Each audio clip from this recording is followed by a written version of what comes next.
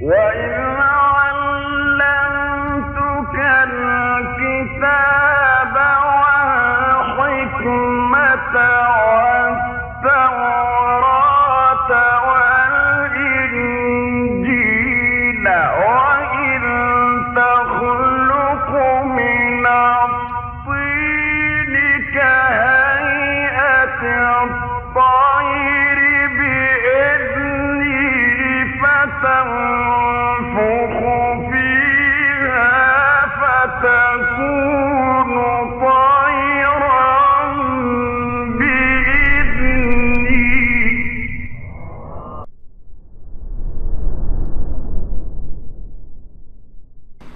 أشهد أن لا إله إلا الله وحده لا شريك له وأشهد أن محمدا عبده ورسوله لا نبي بعده يا أيها الذين آمنوا اتقوا الله حق تقاته ولا تموتن إلا وأنتم مسلمون فإن أصدق الحديث كتاب الله وخير الهدي هدي محمد صلى الله عليه وسلم وشر الأمور محدثاتها وكل محدثة بدعة وكل بدعة ضلالة وكل ضلالة في النار أما بعد.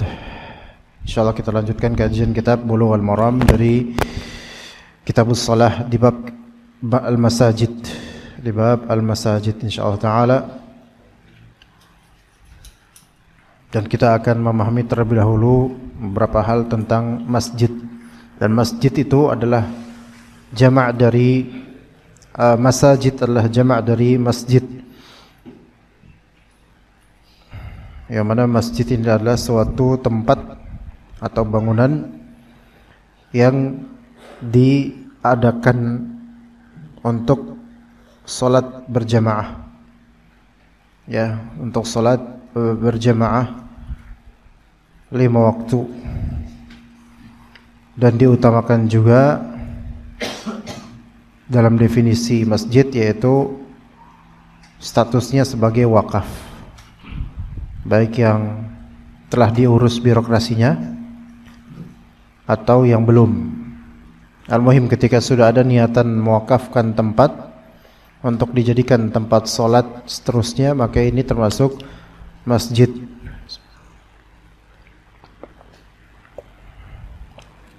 Kata Allah Subhanahu wa taala, "Wa annal masajida lillahi fala tad'u ma'allahi ahada." Wa annal masajida lillah. Dan bahwasanya masjid-masjid itu lillah. Lam di sini untuk kepemilikan. Maka dengan pemahaman ini jumhur ulama atau kebanyakan ulama mensyaratkan suatu rumah ibadah disebut masjid ketika statusnya mauquf, yaitu diwakafkan.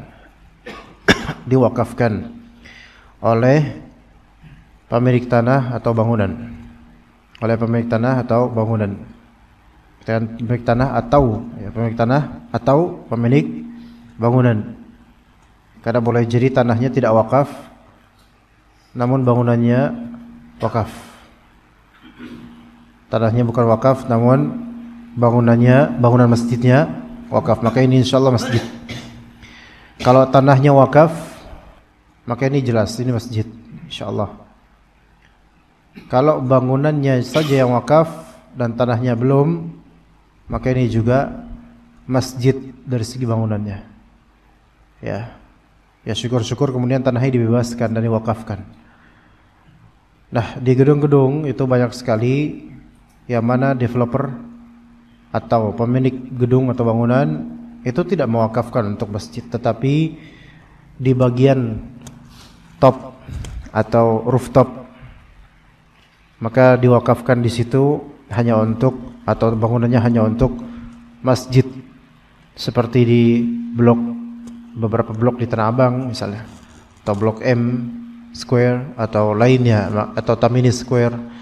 Maka di rooftop itu ada masjid dan itu hukumnya hukum masjid. Ya, dari segi bangunannya. Adapun dari segi tanah, ya kita tahu tanahnya bukan untuk masjid. Maka hukumnya semuanya adalah masjid dari segi bangunan. Ya. Taib, di sini para ahli fikih atau jumhurnya mengharuskan pembebasan kepemilikan bangunan minimal daripada kepemilikan pribadi atau kepemilikan keluarga atau kepemilikan perusahaan company ya, sehingga setelah atau jika itu bebas dari kepemilikan kemanusiawian maka berpindah kepemilikannya murni lillahi ta'ala, dan itulah esensi dari wa annal masajida lillahi, bahwa saya masjid-masjid itu milik Allah. Nah, ketika itu milik Allah maka tidak boleh di situ ada jual beli atau diperjualbelikan. Tidak boleh di situ ada jual beli atau bangunannya diperjualbelikan. Mungkin dikecualikan jika ada bagian dari yang diwakafkan dijual, kemudian biayanya kemudian hasil penjualannya kembali dialokasikan ke maslahat masjid yang semisal atau yang lebih afdal, maka ini boleh. Maka ini boleh, seperti ingin mengadakan karpet yang baru gitu, kemudian karpet lama karena mungkin sudah usang atau bagaimana, maka dijual dan dibeli ulang menjadi karpet yang baru dengan beberapa tambahan, maka ini diperbolehkan. Maka ini diperbolehkan sebagaimana dalam fikih tentang wakaf, jika ada hajat atau darurat untuk menjual benda yang diwakafkan demi mendapatkan maslahat yang semisal atau lebih afdal, maka hal itu diperbolehkan. Maka hal itu diperbolehkan dibandingkan dia kemudian tidak menjualnya dan menaruhnya begitu saja barang wakaf tersebut, menyimpannya gitu saja tanpa ada penggunaan. Maka lebih afdal dijual dan kemudian hasil penjualannya dibeli ulang untuk benda yang semisal atau yang lebih dibutuhkan. Maka ini enggak masalah insyaallah ta'ala, atau yang lebih afdal. Kemudian musalla, untuk musalla maka musalla beda dengan masjid. Musalla memang tempat sholat, namun dia tidak permanen, dia occasional, hanya sementara saja, seperti Jumatan di basement misalnya. Maka ini termasuk musalla. Dan pendapat yang lebih sahih wallahu alam bahwasanya musalla untuk sholat Id bukan masjid, itu yang lebih sahih. Musalla untuk sholat Id bukan masjid, maka tidak ada tahiyah masjid di situ. Kalau sholat Id kita di lapangan, maka itu hukumnya hukum musalla. Dan dua pendapat ulama tentang hukum musalla ini, apakah dia berhukum masjid atau tidak. Maka wallahu alam yang lebih sahih adalah hukumnya bukan hukum masjid, melainkan tetap hukum musalla. Maka tidak ada salat tahiyatul musalla di situ. Itu yang lebih tepat. Kalau memang dikatakan itu hukumnya hukum masjid, maka itu hanya berhukum masjid di beberapa sisi saja, namun tidak komplit, karena sebagian dari ulama mereka menyatakan bahwasanya masjid disyaratkan harus wakaf. Taib, kemudian terjadi perselisihan pendapat. Apakah wakaf itu harus sifatnya permanen atau boleh bersifat temporary? Faham enggak? Permanen dengan temporary beda ya, paham? Permanen itu seterusnya, selamanya lillahi ta'ala. Adapun temporary maka itu muaqqat. Jadi ada wakaf namanya wakaf muabbad dan ada wakaf namanya wakaf muaqqat. Dan memang itu ada wakaf muabbad dan muaqqat, itu ada. Maksudnya ini terlepas dari hukum tentang masjid. Antum mewakafkan sesuatu bisa secara permanen dan antum bisa mewakafkan sesuatu secara temporary. Antum mewakafkan sesuatu secara sementara saja. Misal, ini saya wakafkan madrasah ini untuk teman-teman belajar selama setahun. Setelah itu saya balikin menjadi fasum biasa. Maka ini namanya wakaf muaqqat, yaitu wakaf temporary. Understand? Faham di sini? Jadi itu wakaf temporary, yaitu dia sementara, tidak selamanya. Itu wakaf yang sah dalam fikih insyaallah sesuai dengan niatannya. Sesuai dengan niatannya. Kalau dia mewakafkan hanya untuk setahun, misal developer suatu perumahan, ya developer suatu perumahan, dia memiliki beberapa fasum, ya. maka ada satu spot fasum yang nganggur. Maka dia pun mengatakan, saya wakafkan spot ini untuk dipakai belajar misalnya TPA, ya misalnya belajar TPA. Ya, maka diadakanlah di situ pembelajaran TPA untuk baca Quran, belajar wudu dan seterusnya. Maka ini hukumnya hukum wakaf. Namun developer ini tidak mengabadikan wakaf tersebut, melainkan saya hanya kasih ini yaitu 2 tahun saja. Nanti setelah 2 tahun akan saya jadikan ini fasum taman-taman. Faham nggak di sini, kawan? Maka apakah ini hukum wakaf? Wakaf, ya. Wakaf muaqqat namanya. Taib. Kemudian para ulama berbeda pendapat mengenai kalau wakaf ini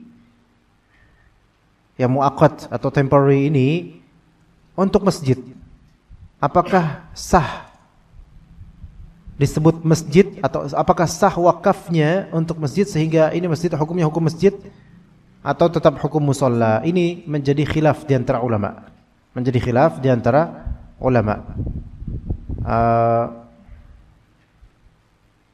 Sebagian ulama mengatakan selama dia memang niatin wakaf lillahi ta'ala, maka ya udah usia wakafnya untuk masjid ini masjid selama 2 tahun saja misalnya. Sebagian ulama berpendapat begitu. Berarti hukumnya hukum masjid. Salat di situ salat seperti salat masjid. Namun sebagian ulama lainnya tidak setuju lah, karena ada ayat Allah wa annal masajida lillahi. Bahwasanya masjid itu lillahi, lam di sini lamul milk, kepemilikan. Kalau udah memiliki maka nggak bisa dong dibalikin lagi kan gitu.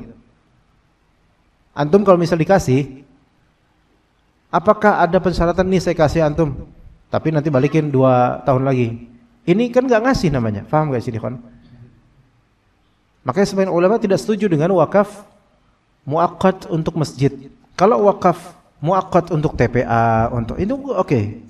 Tapi kalau untuk masjid, kan ada dalil yang menunjukkan bahwasanya wa annal masajida lillahi, lam al-milkiyah di sini menunjukkan kepemilikan berpindah kepada Allah Subhanahu wa taala. Betul, semua yang di bumi ini milik Allah. Walillahi mulkus samawati wal ard, betul. Tetapi kepemilikan yang dimaksud adalah kepemilikan dari segi fikih. Sehingga di situ sudah tidak ada hak orang yang tidak memilikinya gitu loh.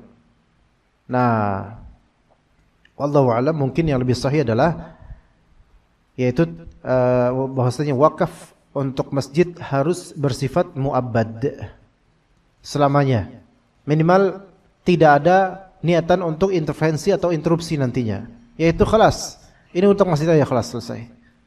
Baik tertulis, terlisankan atau terucapkan.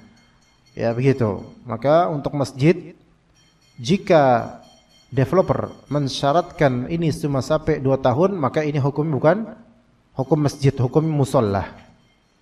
Hukumnya bukan hukum masjid, melainkan musalla, walaupun namanya masjid. Walaupun namanya masjid, tapi hukumnya hukum musalla, karena 2 tahun lagi kemungkinan ini akan berubah. Begitu.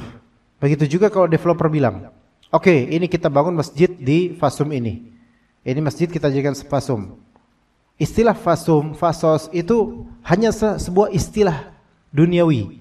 Kita sekarang ke terminologi syariatnya gitu, bukan ke istilah-istilah ini. Ya, istilah ini hanyalah ucapan-ucapan duniawi yang kadang berpengaruh terhadap hukum syar'i, kadang tidak. Karena fasum itu kan maknanya fasilitas untuk umum. Yaitu apapun untuk umum ini, untuk umum, silakan. Dan semua masjid sebenarnya fasum dari segi makna syar'i. Karena tidak ada masjid yang afwan, ini masjid untuk kelompok salafi doang, enggak ada kayak gitu. Nanti untuk siapapun. Secara makna syar'i, semua masjid itu fasilitas untuk umum. Namun secara peraturan daerah atau semisalnya, maka fasum itu memang fasilitas umum yang dikembangkan oleh developer ya untuk kenyamanan umum, baik masyarakat seluruhnya atau untuk masyarakat yang tinggal di perumahan itu.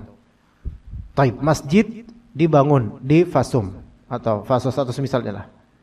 Kata developer, tapi nanti kalau misalnya saya butuh untuk mengubah masjid ini, mungkin menjadi perpustakaan atau bangunan lain, maka itu hak saya. Ini berarti udah diwakafin belum? Belum. Kalaupun dia wakafin, ini wakaf apa namanya? Muaqqat, temporary. Maka menurut sebagian ulama ini tidak sah sebagai wakaf. Seandainya dia wakafkan untuk perpustakaan selama 3 tahun, maka sah. Tapi kalau untuk masjid tidak sah. Karena apa? Karena wa annal masajida lillah, gitu. Oke, sampai sini paham ya, kawan? Tapi ketika antum datang ke suatu masjid yang hakikatnya dia masjid wakaf muaqqat sementara, dan antum nggak tahu sama sekali, baik antum orang situ atau antum musafir, atau menemukan ini masjid, namanya masjid, maka hukumnya bagi antum hukum apa? Masjid atau musola bagi antum orang stranger. Masjid, ya, ya, antum stranger, ya, Rabbanians, ya. Nah, maka bagi antum ini hukum masjid. Antum masuk ke situ, entah itu masjid, maka Allah Ta'ala akan mengganjar antum sesuai dengan yang antum niatkan. Karena ketidaktahuan seseorang akan hakikat yang tidak wajib dia tahu, maka dia sesuai dengan niatnya. Ketidaktahuan seseorang akan suatu amalan atau hakikat yang dia tidak wajib mengetahui sedetail itu, maka dia diganjari sesuai dengan niatannya. Paham? Kalau misalnya imam sholat dalam keadaan junub, antum nggak tahu dia junub dan nggak sempat nanya, dan buat apa juga nanya, mam junub nggak? Itu nggak mungkin kan? Tapi dia junub, sholat imam sah nggak? Tidak sah. Sholat antum sah. Kenapa? Ketidaktahuan antum akan suatu hakikat yang tidak wajib antum tahu, maka amalan antum terkait dengannya itu sesuai dengan niatan antum. Innamal a'malu binniyat wa innamal likulli imri'in ma nawa. Begitu. Taib, dan masjid itu adalah sebaik-baik tempat di muka bumi ini, karena di dalamnya, karena itu adalah pertama, itu adalah rumah Allah. Nah, di sini Baitullah, rumah Allah. Maka penisbatan ini menunjukkan kepemilikan yang mana hanya untuk Allah Ta'ala, hanya milik Allah Azza wa Jalla. Kemudian masjid itu diantara yang membuat masjid itu sebaik-baik tempat, karena di dalamnya tidak boleh ada sesuatu melainkan yang berkaitan dengan maslahat masjid atau zikir. Masalah masjid atau zikir. Maka tidak ada rapat RT di masjid. Tidak boleh. Tidak layaklah minimal. Jadi masjid itu, yang ada di masjid itu hanya ada apa? Hal-hal berkaitan dengan maslahat masjid atau zikir. Dah gitu aja. Adapun kalau misalnya di luar dari itu, maka tidak layak. Rapat RT misalnya. Kemudian diselenggarakan rapat RT, ngopi, kemudian dihadirkan samsu dan semisalnya. Maka ini nggak boleh. Nah, kemudian juga rapat keluarga. Itu nggak boleh ada di masjid, karena itu bukan urusan dalam masjid. Bukan urusan dalam masjid. Tapi bagaimana dengan keilmuan? Kalau misalnya itu keilmuan, ilmu duniawi, maka sebaiknya jangan di masjid, karena sekali lagi ini kan bukan maslahat masjid. Dan ini bukan zikir juga. Tapi kalau ilmu ini ada kaitannya dengan agama Allah, baik secara langsung, temanya langsung, atau secara tidak langsung, maka ini fadl, ini ibadah dan zikir. Secara langsung seperti mempelajari akidah, fiqih, tazkiyatun nufus, Al-Quran, hadis, tafsir, tajwid, tahsin, di masjid afdal.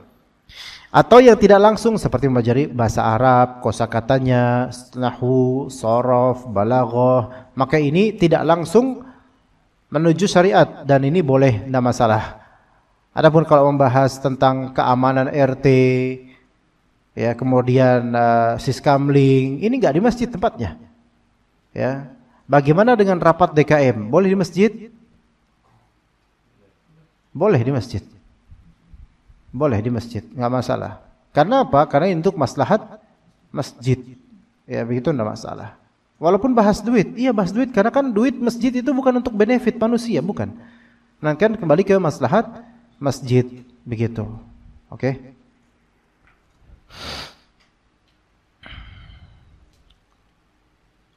Dan kata Nabi SAW, ahabbul biladi ilallahi masajiduha wa abghadul biladi ilallahi aswaquha. Sebaik-baik daerah di muka bumi ini adalah masjid bagi Allah Azza wa Jalla, dan seburuk-buruknya adalah pasar. Tapi kenapa pasar paling buruk?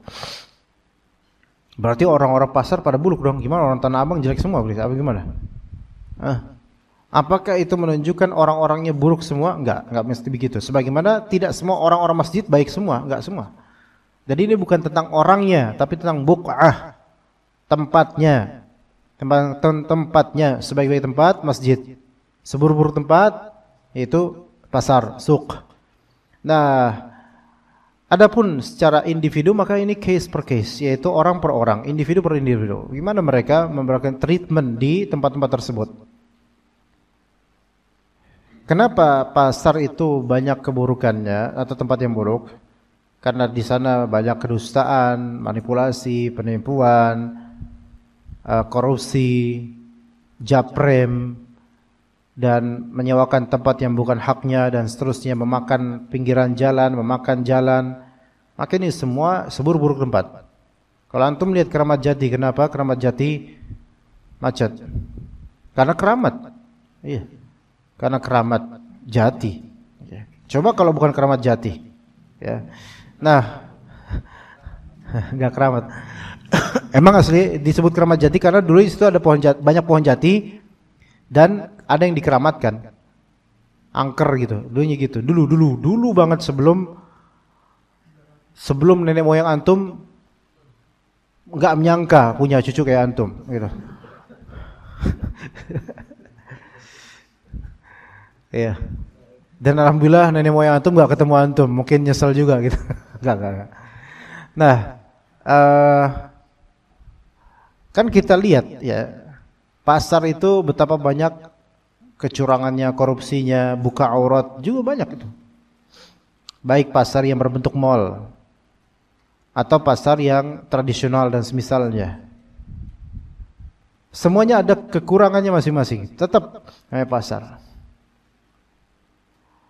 Dan suq di sini yang kata Nabi SAW di antara tanda dekatnya kiamat apa? Dekatnya apa? Aswaq, pasar. Yang mana tempat-tempat transaksi jual beli itu banyak di sana.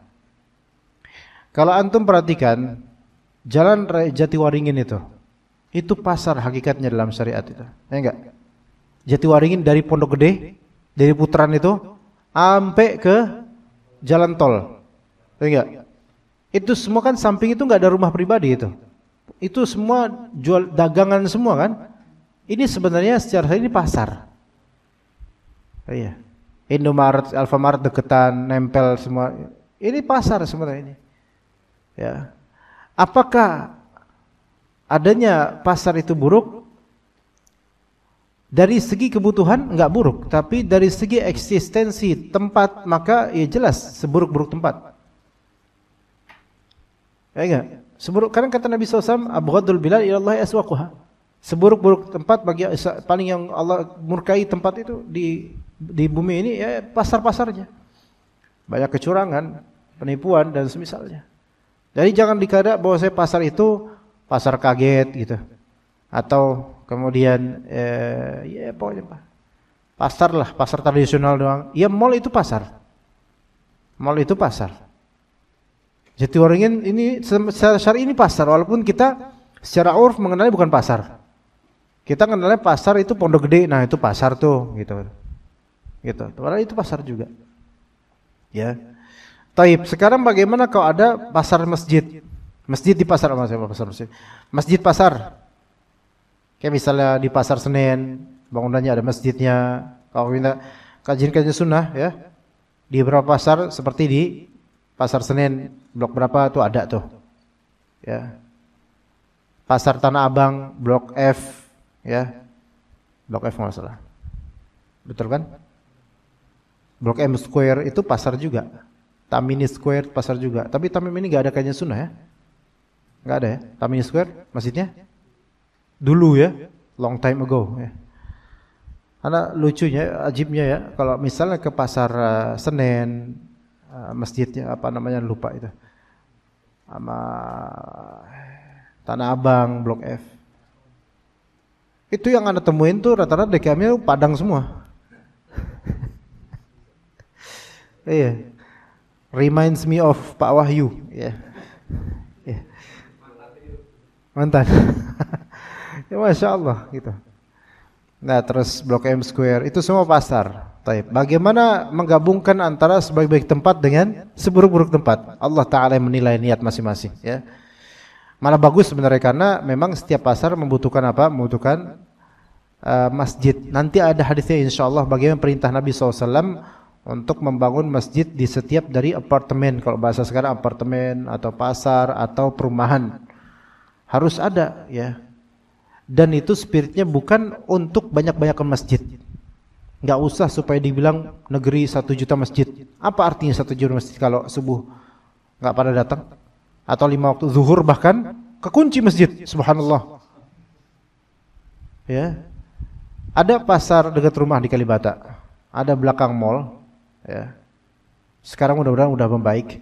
Itu namanya kita sebut pasar kaget karena dulunya cuma pagi doang di situ adanya. Tapi sekarang karena makin crowded itu Kalibata, maka pasar itu pasar terus-menerus gitu. Di belakang mall Kalibata. Ada masjid, ada musholla di situ. Hukumnya hukum masjid, musholla. Itu sejak anak waktu masih kecil dari dulu, ya. Kalau zuhur sama asar itu pintu utamanya dikunci. Jadi orang kalau mau sholat itu lewat pintu tikus gitu loh. Lewat pintu belakang. Gitu loh, mau sholat zuhur. Ya, mulai sekarang udah nggak gitu lagi. Padahal itu masjid musholla pasar loh. Ya. Saking zuhur dan asar nggak konsentrasi mereka apa DKM-nya. Cuman maghrib, isya, subuh dah itu doang. Ya, walaupun ini hukum masjid tetap. Tapi ini tidak layak ya. Walaupun di masjid di pasar sebaik tempat, tapi ketika itu ada masjid, maka itu sebaik-baik tempat insyaallah taala. Ya begitu. Wallahu a'lam. Baik, kita mulai di hadis pertama di bab ini. Tafadhal. Sallallahu alaihi alhamdulillahi rabbil alamin wassalatu wassalamu ala nabiyyina Muhammadin wa ala alihi wa sahbihi ajma'in. Allahumma ighfir lana wa liwalidina wa li ustadina wa li jami'il muslimin wal muslimat. Qala al-muallif rahimahullah babul masjid wa an Aisyah radhiyallahu anha qalat amara Rasulullah sallallahu alaihi wasallam bi bina'il masjid fid duri wa an tunadhafa wa tutayyaba. Warahu Ahmad wa Abu Dawud wa Tirmidzi wa sahhaha irsalahu. Baik. Coba dibaca artinya. Ustaz Nasihin bisa tolong baca karena antum sudah agak meredup. Ayo dibaca. Hah? Iya, terjemahannya, fadhil.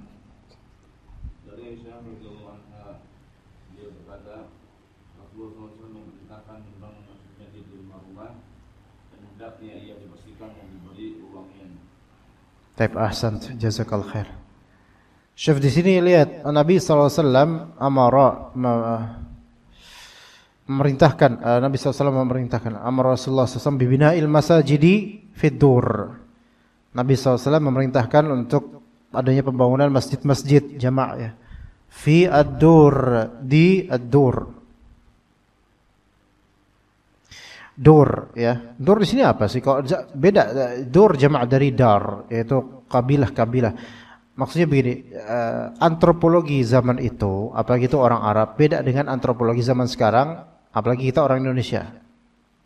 Ya. Ana belakangan ngobrol sama orang Cina. Ya, pakai mungkin sekitar 5 hari lalu. Pakai bahasa Inggris, ya. Orang Cinanya pakai dia Cina ini baru datang 1 pekan lalu ketika itu dari tanah dia kerja di Tanah Abang. Tinggal di tempat yang dia itu nggak tahu nih di mana karena bingung dia dengan bahasa Indonesia. Dia pakai bahasa Inggris. Dia takjub aneh dengan orang Indonesia ketika dia tahu orang Indonesia kok nggak memiliki family name. Apa itu family name? Nama marga ya, kalau kita nama kabilah gitu ya, kayak orang Batak misalnya, orang Medan gitu. Anda bilang ada sih beberapa yang punya family name. Ya, ada di Sumatera Utara gitu Anda bilang. Tapi umumnya orang Indonesia enggak pakai family name, bahkan bapaknya, kakeknya juga belum tentu tahu namanya siapa. Bahkan kakeknya juga enggak tahu namanya siapa. Pasti tanya nama kakek antum siapa? Kakung. Nama nenek antum siapa? Putri. Tak paham gak orang Jawa tuh paham tuh. Orang Jawa ya kan kalau kakeknya bilang Mbah Kakung. Kalau nenek bilang apa? Mbah Putri. Ya enggak? Terus kemudian ditanya cucunya, Kakeknya nama siapa, Nak? Kakung. Nama neneknya Putri atau Uti. Itu orang Jawa tuh. Nah, ada bilang ya itu Indonesia seperti itu. Beda dengan orang Arab, orang Cina. Orang Cina itu sampai dinasti Ming. Itu tahu ya. Orang kita nggak tahu. Nah, berarti ini kan antropologi yang berbeda antara daerah-daerah, antara negara ke negara lainnya, antara zaman sama zaman lainnya. Dahulu namanya dar itu adalah suatu pemukiman yang di situ satu keluarga gitu loh.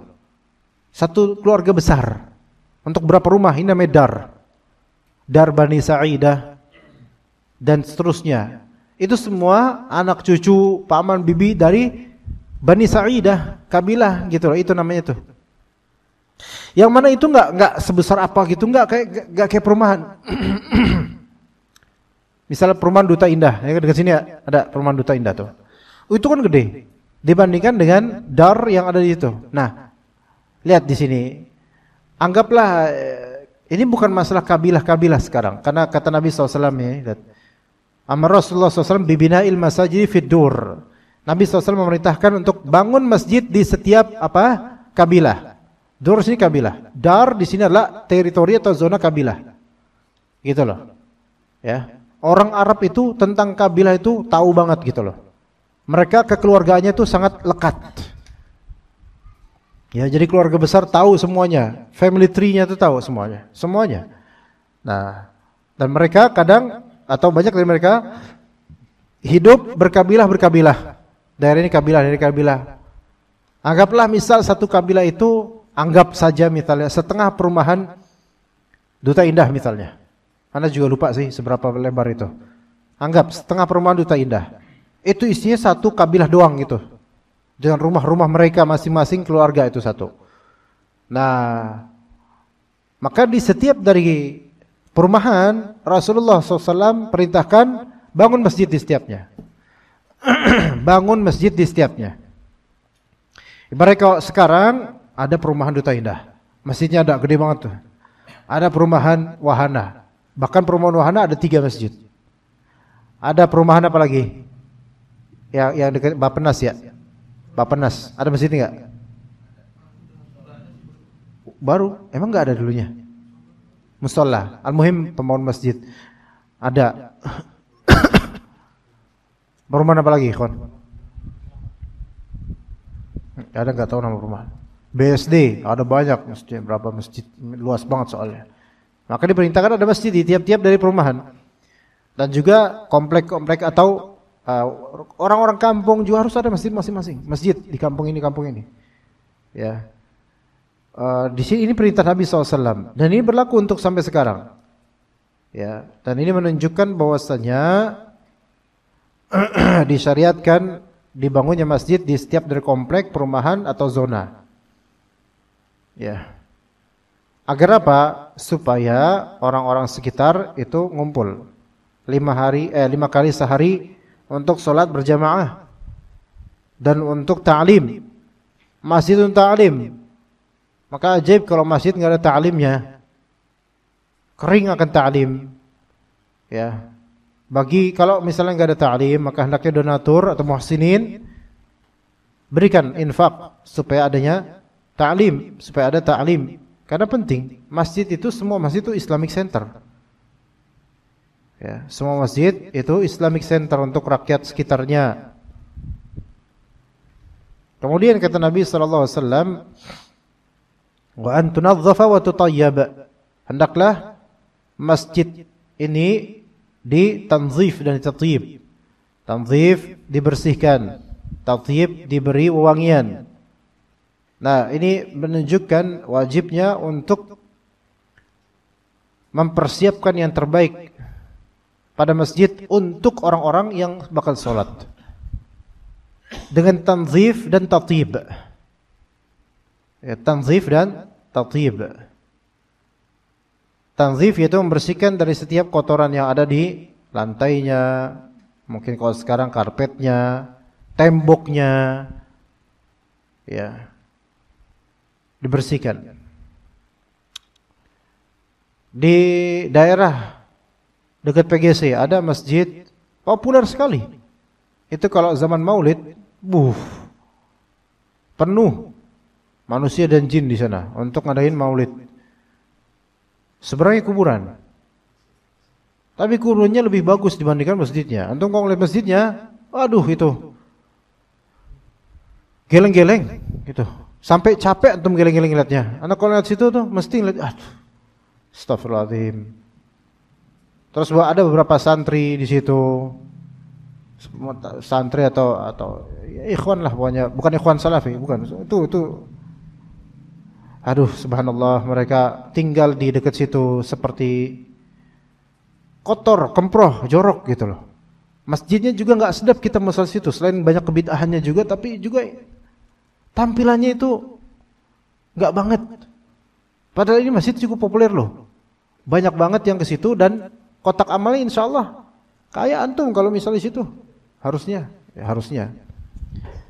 Tapi kenapa kok dari zaman dulu sampai sekarang Musola Nurul Huda lebih bagus?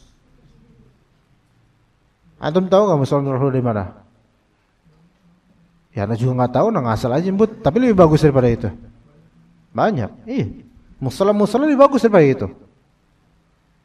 Padahal ketika masa Maulid atau haulan siapa gitu, atau pas tarawih di beberapa malam tertentu di bulan Ramadan, itu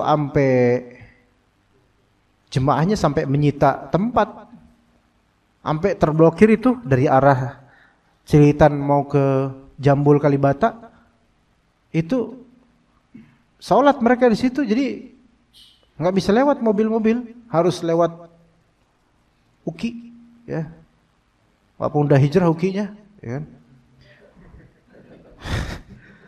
Nah itu harus jauh, subhanallah. Itu gimana? Mau lihat UKI-nya udah hijrah, mau lihat sini keblokir, gitu. Tuh yang seperti itu, lihat masjid, ya banyak orang yang menjumpai, banyak orang masuk ke dalamnya, banyak orang yang infak di situ. Kemana itu duit semua? Ya, kemana tuh di semua? Kalah sama masjid yang di pinggir jalan, sebelum Caman itu, enggak? Antum kan nanti kan jalan apa nih? Pondok Gede ke mana nih? Apa? Yang jalan raya ini apa namanya?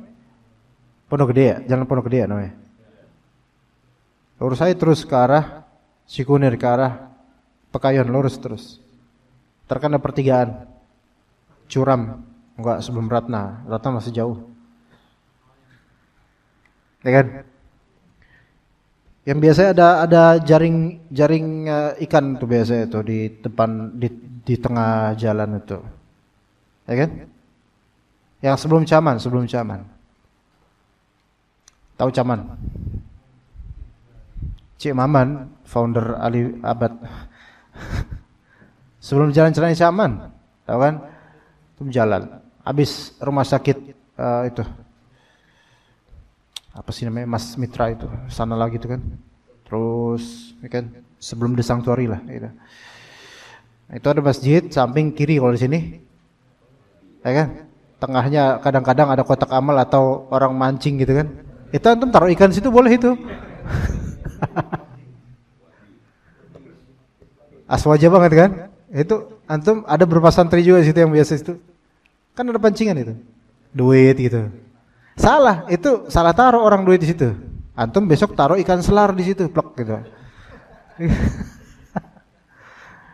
Tapi itu masjid bagus gitu loh. Bagus. Gini terlepas dari kebidahan di situ. Tapi itu masjid sesuai lah dengan ekspektasi lah gitu loh. Itu padahal cuma modal apa? Bubu sama jaring ikan gitu doang. Tapi jadilah minimal, walaupun itu persenannya nggak tahu udah ke kantong siapa, tapi al-muhim itu jadi bagus itu masjid itu. Ada bagus-bagusnya lah, dipelihara lah gitu loh.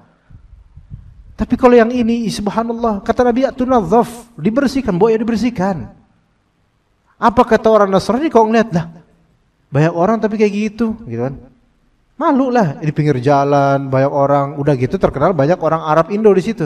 Tuh lihat tuh Arab kan kayak gini kan, akhirnya Arab lagi yang kena, gitu kan? Tunadzaf, maka ini wajib. Ya, Nabi SAW ketika melihat seorang yang badui yang kencing di situ, maka biarkan dia kencing dulu, terus habis itu kan langsung diminta air, seember air, fauhriqa alaih, yaitu langsung disiram dengan air, yaitu segera.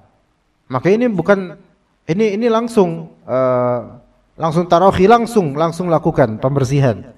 Jangan nanti-nantian kalau masjid mah. Jangan nunggu ntar masih lama, jemaah juga belum pada datang. Enggak, langsung sekarang. Ya. Dibersihkan. Kemudian wa antu thayyab. Juga diberi wangian. Ini yang banyak masjid tuh sekarang Indonesia itu malas tuh kasih wangian. Subhanallah. Giran kita bawa bukhur dikira dukun kita. Padahal bukhur itu enggak mesti dukun. Dan bukhurnya dukun beda beneran. Udnya dukun beda. Ya. Udnya dukun itu ujin, ya. Yang kayak maghribi itu. Tuh ada udnya seperti itu. Kalau masjid kan udnya itu ada nuansa ibadah enak, nikmat gitu loh. Maka hendaknya diberi pakai spray atau pakai ini. Kadang-kadang yang pakai spray pun gini ya. DKM ya. Jangan pakai spray, pakai alkohol itu. Nanti ke karpet najis, ya subhanallah. Ya, tapi pas pandemi menyediakan hand sanitizer. Apa bedanya terus, Pak? Sama-sama alkohol, bahkan concentrate-nya lebih rendah, hand sanitizer-nya lebih banyak alkohol. Najis dong berarti. Maka sebenarnya yang spray itu enggak najis insyaallah. Alkohol tidak najis. Yang najis perbuatan menegak alkoholnya. Nah, baik dengan spray atau dengan bukhur, itu diantara hal yang dianjurkan, masuk dalam hal yang dianjurkan di hadis wa antu thayyab. Itu diberikan wangian supaya wangi. Itu akan meningkatkan moodnya kaum muslimin yang masuk. Jangan sampai ke masjid bawa teh kucing, bawa ketek dan seterusnya. Ya Allah, ini gimana? Di Masjidil Haram, Masjid Nabawi, itu seringkali beberapa petugas itu bawa bukhur itu segede gaban, itu gede banget itu. Itu kayu beneran itu. Ya. Maksudnya kayu gaharu, bukan kayu rongsokan yang buat nabun, bukan. Ini dibawa. Itu asapnya banyak, kesebar kemudian. Orang yang sholat senang. Ajibnya orang Indonesia, banyak yang orang Indonesia pas di Saudi, pas di Masjidil Haram, Masjid Nabawi, nyium bau gaharu suka. Tapi pas balik kemari, kita tawarin parfum baru, nggak mau beli, gitu masalah. Gimana? Nggak mau beli? Paling ini, ya ada gaharu seri 100.000, 7 pieces. Ngomong nggak ada pandek di sini kan, sekalian kita promoin. Iya, 7 pieces loh, murah padahal tuh loh. Tapi nggak suka gaharu. Tapi kok ke Saudi, ke Masjidil Haram, suka aroma itu. Apa Anda dagang di teras Masjid Nabawi, gitu kan? Kalau kita misalnya di masjid biasa, masjid di Indonesia, kita bukan wakaf, kita sedekahkan air freshener atau mungkin room freshener atau untuk karpet. Loh, itu bagus banget sebenarnya. Bagus banget beneran itu. Sangat membuat banyak kaum muslimin enjoy dan menikmati masjid. Ada waktu pernah mungkin tahun lalu atau 2 tahun lalu, ketika itu di Mekah, diajak teman kemudian pengen ke Taif, naik mobil pribadinya sama seseorang ikhwan kita juga di Dukuh Bima, ikhwan masjid Dukuh Bima itu, Al-Ikhlas ya namanya. Nah itu naik mobil, kemudian ini yang tinggal di sana, tinggal di Mekah, itu memperkenalkan, ayo kita ke Masjid Ar-Rajhi. Kan Masjid Ar-Rajhi itu ada di mana-mana itu, di beragam kota di Saudi Arabia. Ini Masjid Ar-Rajhi versi Mekah. Ya, wudu masuk ke masjid, masuk itu, masya Allah. Itu aroma ud yang mewahnya itu, ini berapa di keteng berapa ya harganya ini? Nggak ada di Indonesia outnya itu. Sampai detik ini anak nemuin nggak ada. Dan udah lupa juga sih gimana scentnya. Tapi masya Allah, itu masjid luas banget ya kawan. Luas banget. Luas banget itu masjid. Dan indah banget. benar-benar indah banget. Karpetnya juga lembut, masya Allah pokoknya. Terus ada dipan-dipan dan ada senderan-senderan buat kalau udah mau ngaji atau kajian tuh. Orang Saudi kan kalau kajian tuh, baik tua atau muda tuh, sender dia, nyender. Ya kan, nyender terus kakinya satu dia angkat sedikit, satu gini sambil nulis. Itu orang Saudi enak kayak itu. Kalau orang kita dianggap tidak beradab, tapi orang Saudi biasa kayak gitu. Itu aromatnya, enak banget, masya Allah. Itu subhanallah. Anak pengen nyari di mana susah nemunya. Membuat kita apa? Senang apa itu masjid? Karena aromanya, harumnya, ya, nikmat. Cuman sayangnya banyak dari kita menganggap atau kurang melihat di sisi ini.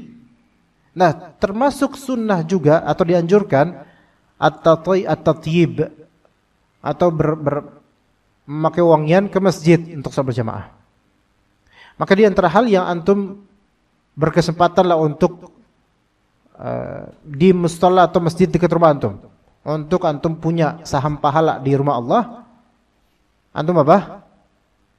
Taruh parfum di situ, berapa gitu. Enggak apa-apa, enggak usah beli di sana, enggak apa-apa. Ana hanya mensugestikan aja, menganjurkan aja. Kalau antum beli di ana enggak apa-apa. Kalau enggak beli di ana, kan ana yang nyuruh antum. Kenapa kok antum beli di yang lain? Nah gitu. Nah, itu kalau antum bisa seperti itu di musholla dekat rumah antum, masjid dekat rumah antum, itu ladang pahala, ikhwan. Banyak orang lalai akan ini. Orang enggak fastabiqul khairat dalam masalah ini, padahal kalau antum taruh wakafin, bukan wakaf, itu masuknya sedekah. Karena wakaf itu beda dengan sedekah. Itu masuknya sedekah, ikhwan. Kalau naruh parfum masuknya sedekah, bukan wakaf. Karena wakaf itu itemnya bersifat permanen. Adapun item yang bersifat spend atau habis itu bukan wakaf, sedekah. Makanya tidak ada wakaf uang, tidak ada wakaf minyak wangi, tidak ada wakaf nasi bungkus. Yang ada semua itu sedekah. Tapi pahala yang ngalir. Apalagi parfumnya enak gitu misalnya, membuat orang itu semakin semangat sholat, dapat pahala antum. Padahal antum nggak tahu, antum nggak ngerti seberapa nikmatnya orang itu menikmati parfum yang antum taruh di masjid. Taib. Kemudian dia hadis berikutnya, fadhal. Wa an Abi Hurairah radhiyallahu anhu qala Rasulullah sallallahu alaihi wasallam qatalallahu al-yahuda ittakhadhu qubur anbiya'ihim masajida, muttafaqun alaihi. Wa zada Muslim wan Nasara. Dia lanjutkan satu lagi. Walahuma min hadisi Aisyah radhiyallahu anha kanu idza mata fihimur rajulu as-salihu banau ala qabrihi masjidan wa fi ulaika syirarul khalqi. Ya, fadhal Ustaz Nasihin, fadhal iqra. Allah melaknat orang-orang Yahudi karena mereka menjadikan kuburan nabi-nabi mereka sebagai masjid untuk tempat ibadah.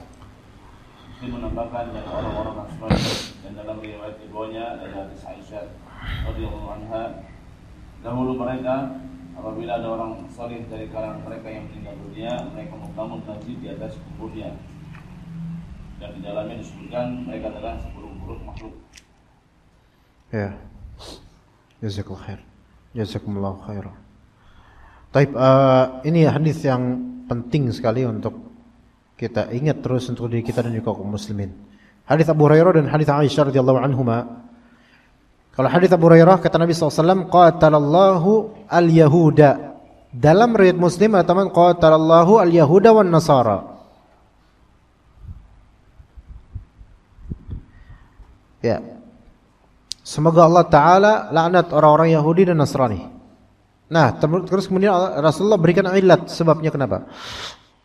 Ittakhadhu qubur anbiya'ihim masajid. Mereka menjadikan kuburan para nabi mereka sebagai masjid. Sebagai masjid. Taib. Kita ada di sini qatala yuqatilu bisa maknanya memerangi, bisa artinya melaknat. Ya, jadi qatala yuqatilu itu artinya bisa melawan, bisa melaknat, bisa memerangi. Sebagaimana kau melawan kayak dalam hadis Nabi SAW ketika ada orang yang mau melewati antum saat antum lagi salat, maka cegah dia. Tapi kalau dia ngotot faqatilhu, qatilhu yaitu apa? Lawan lebih gitu. lawan. Qatala bermakna laknat, itu hadis ini contohnya. Qatala bermakna perang, maka itu faqatilu awliya asy-syaitan. Perangilah wali-wali syaitan itu. Lawan perang, sama lah gitu. Taib Yahud dan Nasara. Al-Yahud wan Nasara. Ini suatu terminologi ras, nama ras. Atau bangsa atau suku, bukan suku atau kumpulan manusia tertentu. Al-Yahud dan Nasara yang kemudian menjadi nama agama Yahudi dan agama Nasrani. Jew dan Christianity. Ya, Jew itu orang Yahudi, Christian orang Kristen. Taib Yahud ada dua kemungkinan asalnya. Nama Yahud bisa dari kata firman Allah Subhanahu wa taala, inna hudna ilaika, yaitu kata orang Yahudi, orang Bani Israel, inna hudna ilaika, makna hada yahudu, yaitu taba yatubu raja'a yarji'u, kami kembali kepada Allah. Jadi Yahud makna pertama adalah orang-orang yang kembali kepada Allah, karena dulu nenek moyang mereka mengatakan itu. Namun versi lain dari makna Yahudi adalah, yaitu salah satu nama dari Bani Israel dulu namanya Yehuda. Ada dulu namanya Yehuda. Dan salah satu anaknya Nabi Yakub namanya Yehuda, yang dikatakan itu anak yang paling besar. Yehuda. Maka dinisbatkan kepada dia, Yahud. Ya. Dua versi lah. Nasrani juga dua versi nama. Versi pertama yaitu dinisbatkan kepada tempat yang bernama Nazaret. Tahu Nazaret? Pernah dengar gak? Bukan nama band. Ini nama tempat. Ada band namanya Nazaret dulu banget. Ya, Nazaret. Dan orang-orang Nazaret disebut Nazarin gitu. Ya. Nah, Anda masih teringat, antum tahu Finlandia, Swedia, Norwegia, Denmark, Islandia. Ini kan negara-negara Skandinavia yang dulunya adalah penganut paganisme. Orang-orang Viking. Bukan Viking Persib itu mah. Ya, tapi ini Viking. Ori Viking, bukan fake Viking di Bandung, bukan. Ini ori Viking. Orang-orang Skandinavia. Itu kan aslinya mereka pagan. Penyembah berhala, menyembah Valhalla namanya, Valhalla. Tuhan mereka namanya Valhalla. Ya. Mereka menyembah berhala dan dewa-dewa gaib lah gitulah. Musyrikun lah pokoknya. Mereka dikenal dengan laki-lakinya itu, kalau antum melihat orang-orang Viking besar, apa kumisnya gitulah pokoknya. Khas gitulah dulu. Namun kemudian Christianity masuk ke daerah-daerah itu. Akhirnya negara itu sekarang, kalau nggak salah 5 negara, semuanya bendera salib miring, ya nggak? Negara Swedia, Denmark, Islandia, Norwegia, Finlandia, ya. Tapi banyak di antara mereka itu yang sebenarnya tidak puas dengan Christianity. Banyak dari mereka, anak-anak mudanya dan seterusnya. Akhirnya banyak dari mereka karena agama nenek moyangnya itu agama paganisme, nggak puas dengan Christianity, pengen balik, akhirnya jadi satanis dan antikrist gitu loh, anti-Kristen. Makanya sejarah satanisme di daerah Norwegia dan Swedia itu ada sejarahnya dulu di era 90-an. Ya. Sampai ada grup musik namanya Impaled Nazarene. Nah, terlihat Nazarin untuk melawan orang-orang Nasrani di sana. Nazarin. Maka Nazarin itu Nasrani.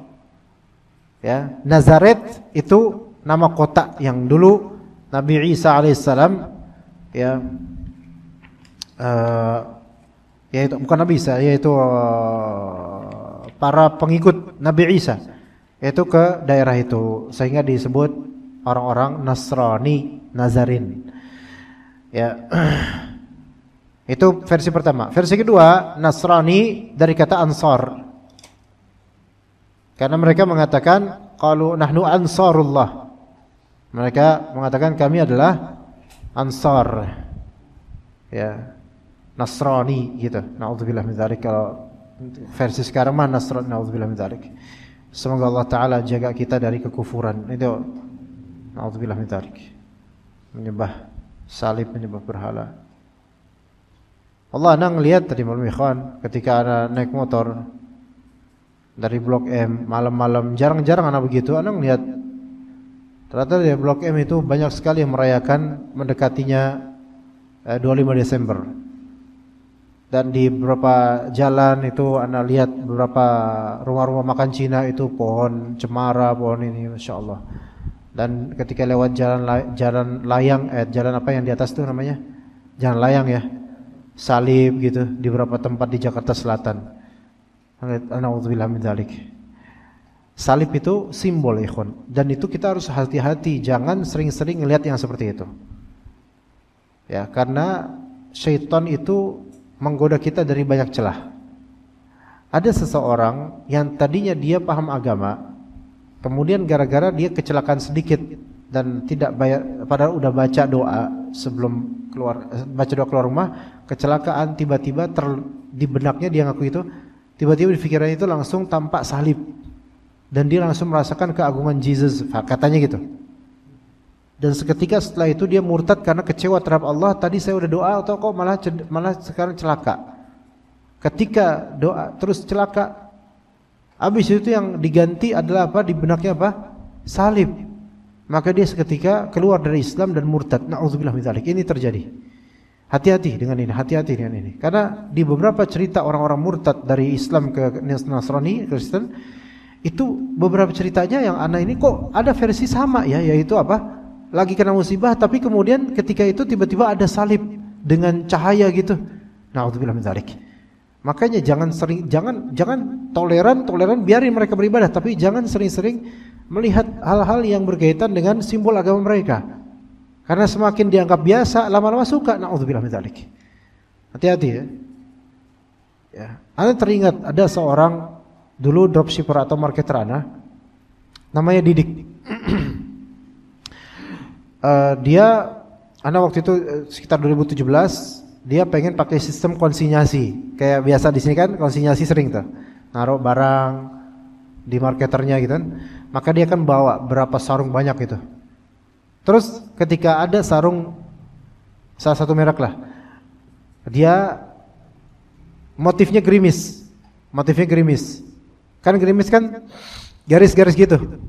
Nah, ada di dalam satu sarung ada yang versi vertikal atas ke bawah, ada yang versi horizontal. Jadi bergabung gitu. Otomatis di beberapa spot mirip dengan salib. Maka kemudian anaknya bilang, "Pak, ini kok sarung banyak salibnya? Tuh, ada lagi, itu ada lagi." Masya Allah. Memang gak ada maksud. Pasti sarung itu gak ada maksud untuk itu. Gak ada maksud. Maka akhirnya disampaikan ke anak. Maka kata, bagus sih anak saya, alhamdulillah. Maksudnya sampai mikir kayak gitu loh. Ada spirit, kok ini salib? Ini benda yang asing, benda yang gak bagus ini. Tuh, berarti alhamdulillah itu didikan bagus gitu loh. Namanya juga Bapak Pak Didik namanya kan. Makanya didikannya bagus. Ya. Coba kalau panasihin, nasihatnya bagus ya. Masya Allah. Nasihatin anaknya, nah kalau kajian jangan tidur, perhatiin kajian, begitu. Nasihat yang bagus. Ya, hati-hati dengan Yahudi Nasrani. Dan dan Rasulullah SAW melaknat atau mendoakan laknat untuk mereka Yahudi Nasrani. Apa yang membuat mereka itu dapat laknat? Ya. Ittakhadhu qubur anbiya'ihim masajid. Yaitu mereka menjadikan kuburan nabi mereka sebagai masjid. Tapi ada muskilah di sini. Ini kan dinisbatkan kepada Yahudi dan Nasrani. Tapi kenyataannya di history atau sejarah yang menjadikan kuburan para nabi sebagai masjid itu Yahudi bukan Nasrani. Karena kuburannya orang Nasrani enggak ada. Kuburannya nabinya orang Nasrani ya enggak ada lah. Kan Nabi Isa masih hidup. Ya enggak? Paham enggak di sini? Iya, nabinya mereka siapa tadi? Nabi Isa. Nabi Isa masih hidup, sementara Nasrani itu terpecah menjadi 3 golongan setelah luputnya Nabi Isa dari mereka. Ada yang mengatakan Nabi Isa alaihissalam itu dia diangkat oleh Allah ke langit dan ini yang beriman. Ada yang mengatakan Nabi Isa alaihissalam itu mengorbankan dirinya demi humankind, manusia. Ada yang mengatakan, tapi di mana kuburannya? Gitu loh. Gitu, enggak. Karena dibunuhnya Nabi Isa alaihissalam itu kan sebagai buronan oleh orang-orang Yahudi. Nah, orang Nasrani gimana mengkoleksi atau mengambil mayit Nabi Isa misalnya kalau itu benar? Karena kan otomatis ketika Yahudi na'udzubillah na'udzubillah ilaihim berusaha membunuh Nabi Isa, otomatis kok jadi buronan pasti akan diambil oleh orang Yahudi dong mayatnya, ya enggak? Nah, terus di mana kuburannya sekarang? Makanya orang Nasrani menziarahi kubur enggak untuk Nabi Isa? Ayo coba antum tanya. Antum tanya teman-teman Kristen antum. Akhi antum akhi lo enggak lah. Adui, antum ini enggak? Antum suka ziarah kubur Nabi Isa enggak? Ya enggak lah, kuburnya di mana dia enggak tahu. Lah, katanya Nabi Isa mati. Dikubur dong harusnya. Oh, dia mati tapi dia kan dia adalah Tuhan, enggak mungkin Tuhan dikubur. Ya enggak mungkin juga Tuhan dibunuh, lebih buruk lagi ini, antum gimana? Pantesan adui. Nah, kemudian gimana kok Nabi SAW menisbatkan orang Nasrani itu juga berperilaku hal yang sama dalam hadis riwayat Muslim. Maka ada lafal dalam hadis Jundub bin Abdullah, ya, kanu yattakhiduna qubur anbiya'ihim wa salihihim masajid. Mereka yaitu menjadikan kuburan para nabi dan orang-orang soleh di antara mereka sebagai masjid. Nah, dengan adanya lafal saleh, orang saleh, orang Nasrani juga melakukan hal itu untuk orang-orang soleh mereka dijadikan masjid. Maka dimutlakan juga orang Nasrani melakukan hal yang serupa seperti orang-orang Yahudi. Nah, orang-orang Islam jangan sampai kayak gitu. Cuman sayangnya begitu banyak. Makanya Nabi SAW menjelang wafatnya itu yang dikhawatirkan akan banyak orang-orang Islam yang ghulu terhadapnya. Maka diwanti-wanti jangan sampai membangun kuburan, jangan sampai kuburan saya dijadikan sebagai masjid. Taib, sekarang Masjid Nabawi gimana? Masjid Nabawi itu kuburan Nabi SAW itu tetap bukan area masjid karena dibatasin, dia bukan termasuk bagian dari masjid. Dan perluasan itu bersifat darurat sehingga tidak ada masalah insyaallah. Tapi itu tetap bukan bagian masjid, makanya disendirikan. Begitu. Dan kata Nabi SAW, ulaika syirarul khalqi indallah, mereka adalah seburuk-buruk makhluk di hadis Allah Azza wa Jalla. Na'udzubillah min dzalik. Ini dalil menunjukkan bahwasanya haram membangun masjid di atas kuburan dan ini termasuk kabairudz dzunub, yaitu dosa besar, termasuk dosa besar dan tasyabbuh dengan orang-orang kafir. Bedakan antara membangun masjid di atas kuburan dengan membangun kuburan di masjid. Ini dua hal yang berbeda. Para ulama mereka melarang yang pertama.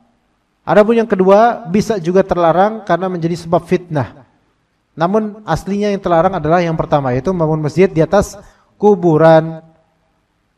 Ya begitu. Maka wallahu alam, kalau misalnya ada kuburan di masjid, kita udah nggak perlu lagi nanya di dalam masjid nih ada kuburan. Kita udah nggak perlu lagi nanya mana dulu nih, kuburan dulu atau masjid dulu. Udah nggak perlu nanya. Antum nggak usah sholat situ, karena fitnahnya besar. Kecuali kalau kuburan tersebut ada di luar dari aula atau bangunan masjid, walaupun di dalam teras, maka itu masih sah, sholat itu masih boleh. Ya, masih sah atau masih boleh. Ya, begitu. Wallahu a'lam. Tapi kalau bisa hindari, cari masjid yang bersih, yang clean dari itu. Ya, kadang-kadang kita nyari masjid, kadang-kadang agak repot juga itu di situ kuburan.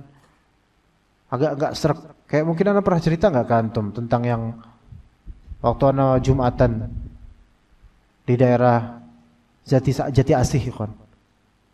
Yang ujung-ujungnya Anda dapat masjid bagus, namanya masjid apa ya?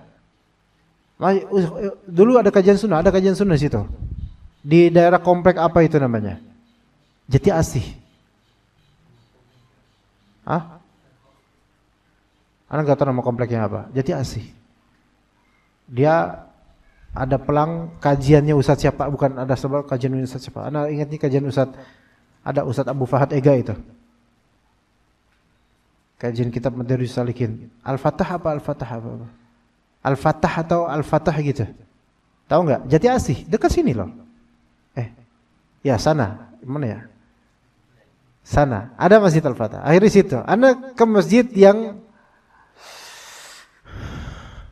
Jalan Raya ini kan, kalau misalnya Jalan Raya Pondok Gede mau ke Pekayon itu kan, nanti kan ada jalan tol tuh, ya kan? Yang ada BB Kalionya dan seterusnya itu. Komsen namanya Komsen. Kita ke arah sana lagi, mau ke kiri. Sebelum ke pertigaan kiri ke Mangor Utama, sini ke Narogong. Sebelum itu, seberang kanan itu ada masjid. Wajah hijau namanya. Itu ada kuburannya kan? Anda dulu pernah sholat situ. Asik nih, enak sini. Pas Jumatan kemarin, udah masuk situ, udah mau azan tuh, udah masuk situ tuh. Parkiran, tukang parkir tuh udah seneng lihat Anda karena bakal dapat 2.000 nanti. Pas itu, Anda udah curiga karena di dekat kecamatan ada masjid, depannya kuburan banget, Anda nggak mau ah. Kecamatan, dekat kecamatan. Anda mau sholat situ tuh. Gede banget itu, kayak mayatnya gede tuh. Gede banget itu, waduh, Masya Allah. Repot ini kalau nggak enak ah. Sebenarnya nggak apa-apa sebenarnya, cuman ini kok depan banget itu loh. Nah ya udah, nyari lagi, dapat yang itu. Apa sih itu? Ternyata anak kok jadi kayak kepikiran gara-gara tadi dapat kuburan, sekarang jadi pilih kuburan. Anak ngintip-ngintip, kok curigakan tuh yang pojok sana kok apa tuh? Kayaknya aroma kuburannya tuh, kuburan nih kayak ini. Mana dia kayaknya hadap kiblat kali ya kalau nggak salah. Makanya nggak jadi. Cari lagi, dapat kemudian ke Al-Fatah. Ini tempat kenangan. Tahun 2018 pernah ngaji di sini, isi kajian di situ. Akhirnya alhamdulillah anak ke Masjid Al-Fatah, dapat masjid yang pure, alhamdulillah nggak ada kuburannya. Lebih enak walaupun terlambat. Daripada dengerin khutbah sambil mikir, depannya kuburan lagi. Kan nggak khusyuk, kan cari yang situ. Coba antum gimana ya kawan, kalau misalnya ada masjid ada kuburannya? Kalau dulu mungkin nggak pikiran, tapi sekarang kalau udah kenal sunnah, kenal tauhid, ada kekhawatiran kayak terima nggak ya? Padahal terima insya Allah, cuman kayak nggak serak aja. Mudah-mudahan sih itu karena iman, mudah-mudahan itu karena kekhawatiran kita nggak dikabulin sholatnya. Jadi besok-besok teliti lagi, ya, takutnya kuburannya bahkan di dalam masjid atau di ruang DKM misalnya. Nauzubillah min dzalik ya. Kita cukup sampai sini insyaallah. Barakallahu fikum jami'an.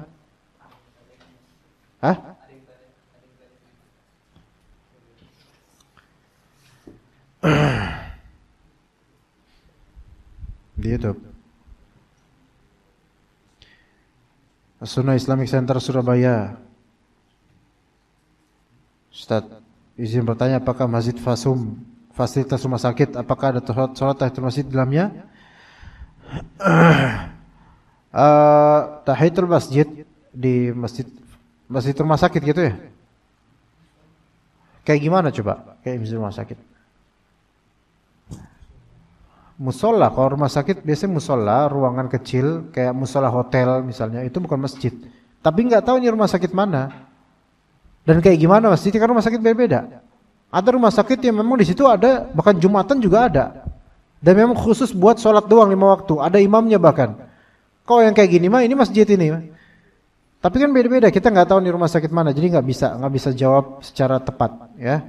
Kalau memang itu rumah sakit, itu masjid, ada imamnya 5 waktu, maka ini insyaallah tahiyatul masjid di situ. Bolehkah diadakan bazar pasar di halaman masjid wakaf? Di halaman masjid ya. Kalau di halaman masjid nggak apa-apa. Kalau di halaman masjid tidak apa-apa ada perdagangan di situ, karena halaman masjid bukan masjid. Walaupun dia termasuk wakaf untuk masjid, tapi dia bukan bangunan masjid. Walaupun di dalam pagar. Yang termasuk masjid itu adalah lantai yang nyambung dengan aula masjid, itu masjid, maka tidak boleh bazar di situ. Ya, sekarang tanya, kalau misalnya antum di halaman masjid, boleh nggak nyembelih kambing lebaran di halaman masjid? Boleh nggak? Boleh nggak? Boleh di parkiran kan? Boleh. Karena itu bukan masjidnya, bukan. Masjidnya itu bangunan dan juga yang nyambung dengannya itu bangunan. Kalau parkiran bukan. Ya, maka jual beli situ boleh. Misal masjid hijau. Kegambar kan masjid hijau. Tarik Huda. Nah, itu kan parkiran tuh. Masjid bukan. Bukan masjid itu. Ya, bukan masjid. Masjid hijau kalau Jumatan antum akan menemukan banyak jajanan. Boleh enggak situ? Boleh. Dulu Anda berpemikiran itu enggak boleh karena itu bagian dari masjid.